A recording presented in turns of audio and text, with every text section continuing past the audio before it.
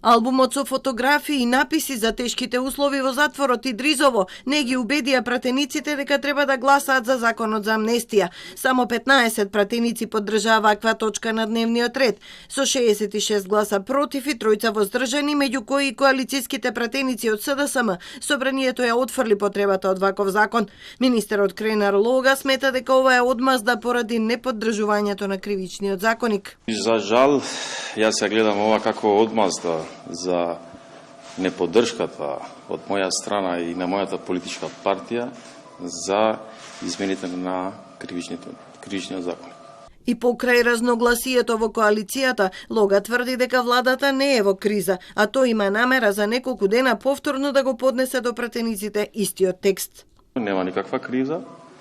Значи тоа што го кажав и во почетокот, дека денеска Македонија по неправедена ова држава од вчера и продолжуваме понатаму. Значи денеска не се прифати предлогот за да биде поскратена постапка. Така да јас пак ќе повторам постапката, редовна постапка. Ако сакат дежаву, пак ќе има тоа можност уште една да гласат за оваа работа.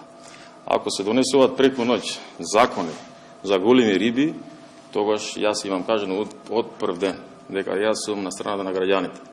И премиерот Ковачевски не верува дека амнестијата може да ја дестабилизира владата.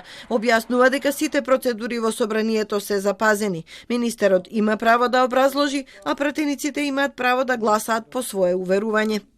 Сметаме дека е запазена целата процедура и сето она што беше кажано и сметам дека ова не треба да влие на односите во коалицијата со оглед на тоа дека секој можеше да го искористи своето демократско право да ги искаже своите аргументи, а оние кои што го имаат право на глас да го искористат за гласање на парламентарната сесија.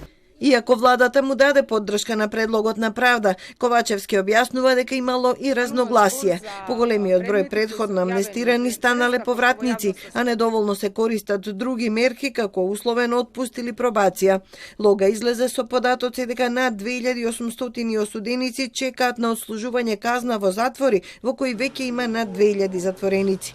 Смета дека се работи за амнестија слична на претходните, но ВМРО ДПМН веднаш најави илјадници амандмани за да го блокира законот, а СДСМ побара изземање на осудените во случајот Монструм.